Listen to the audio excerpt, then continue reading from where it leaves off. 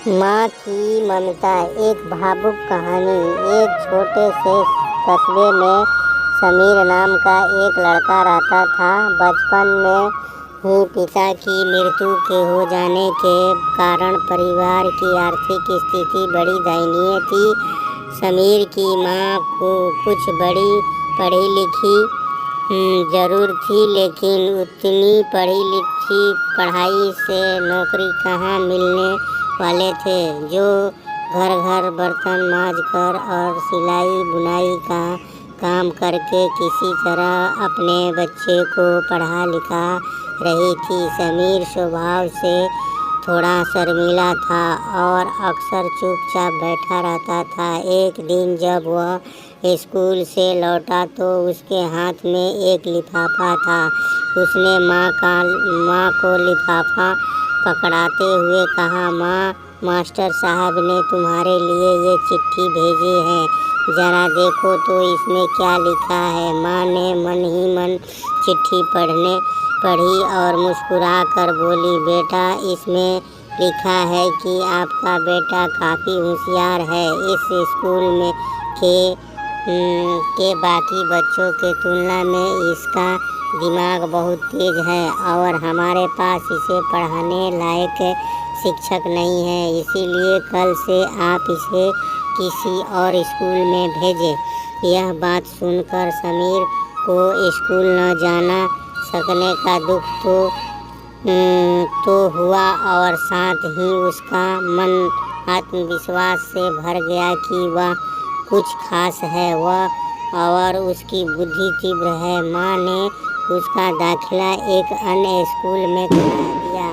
समय बीतने लगा। समीर ने खूब मेहनत से पढ़ाई की। आगे चलकर उसने सिविल सर्जन परीक्षा भी पास की और IAS ऑफिसर बन गया। समीर की माँ अब बूढ़ी हो चुकी थी और कई दिनों से बीमार चल रही थी और एक दिन अचानक उनकी मृत्यु हो गई। समीर के लिए ये बहुत बड़ा आघात था। वह बिलख बिलख कर रो पड़ा।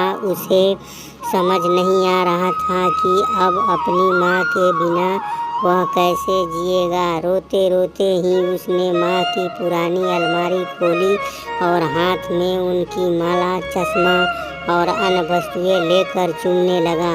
उस अलमारी में समीर के पुराने खिलौने और बचपन के कपड़े तक संभाल कर रखे थे।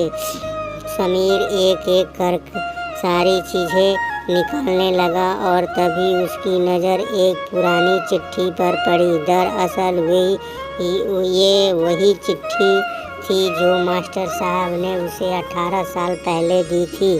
नम आँखों से समीर उसे पढ़ने लगा।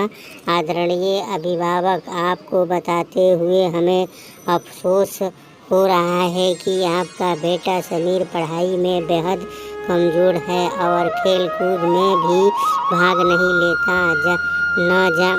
जान पड़ता है कि उम्र के हिसाब से समीर की बुद्धि विकसित नहीं हो पाई है, अतः हम इसे अपने विद्यालय में पढ़ाने में असमर्थ हैं। आपसे निवेदन यह है कि समीर का दाखिला किसी मंदबुद्धि विद्यालय में कराएं अथवा खुद घर पर रहकर इसे पढ़ाएं। समीर जानता था कि भले अब उसकी माँ इस दुनिया में नहीं रही, पर वह जहाँ भी रहे उनकी ममता, उनका आशीर्वाद सदा उस पर बना।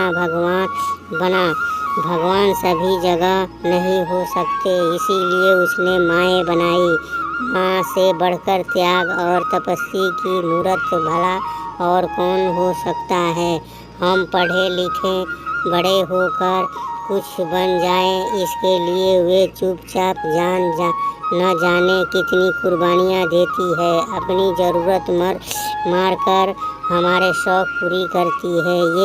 यहाँ तक कि संतान बुरा व्यवहार करे तो भी माँ उसका भला ही सोचती है। सचमुच माँ जैसा कोई नहीं हो सकता है।